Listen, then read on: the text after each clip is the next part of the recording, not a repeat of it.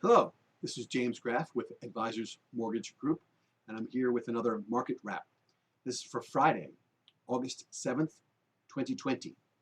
Stocks have ended the day higher. The Dow closed up 46.50 at 27,433.48, and the S&P 500 closed up 2.12 points at 3,351.28. Mortgage bonds ended the day lower, but off their worst levels. Bonds failed to meet their test at 103.688 and were pushed lower, prompting certain alerts. Jobs breakdown. The Bureau of Labor Statistics, BLS, reported that there were 1.8 million job gains in July, which was stronger than the 1.5 million that were expected.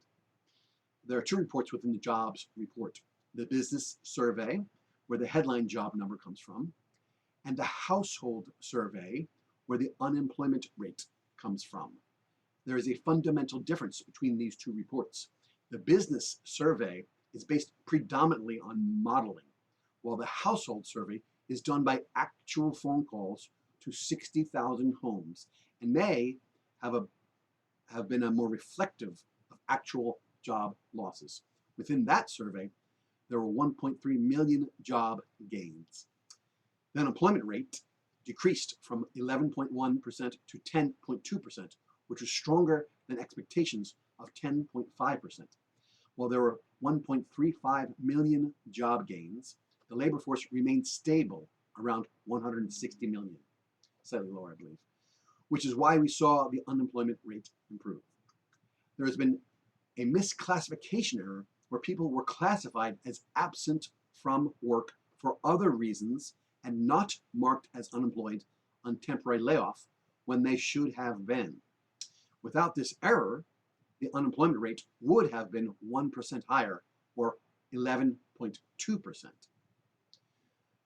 The all-in U6 unemployment rate, which includes total unemployed, plus all persons marginally attached to the labor force, plus total employed part-time for economic reasons, i.e. they want to be employed but can only find part-time employment, as far as I understand, decreased.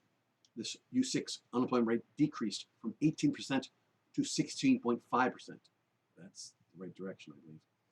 Looking deeper, in July, the number of persons not in the labor force who currently want a job declined by 463,000 to 7.7 million. These individuals were not counted as in the labor force or unemployed because they were not actively looking for work during the last 4 weeks or were unavailable to take a job. Why would they not be looking? Maybe they are in a field that they cannot go back yet. They are afraid to work because of COVID, or they're not incented, or incentivized would be a better word, I believe. I'm reading this, because of the additional stimulus. There's a joke there, but I won't say incented. Incensed? They're not incentivized, basically. They have no incentive to go back. But to be fair, these people should be included and are actually unemployed. When you factor this in, the real unemployment rate is likely 14.3%. Again, 15.3% with the misclassification error, which brings it up 1%. But this is not discussed in the media. And while we saw an improvement in job creations, the unemployment rate really is higher than reported. Average hourly earnings increased slightly from 4.5% to 4.8% year over year, while average weekly earnings remained at 5.4% year over year. Moving on to upcoming events. Next week is a relatively quiet week, thankfully for me. I don't have to read so much. The Producer Price Index and Consumer Price Index inflation reports will be released, as well as retail sales. There will also be a 10-year and 30-year auction, which can have an impact on the bond market, depending on the level of demand for treasuries. I usually leave this off, but I'll talk about the technical picture. Mortgage bonds failed their test at 103.688 and were pushed lower. Bonds are in a wide range with support almost 40 basis points beneath present levels. That is the market wrap for Friday, August 7th, 2020, brought to you by James Graff and Advisors Mortgage Group.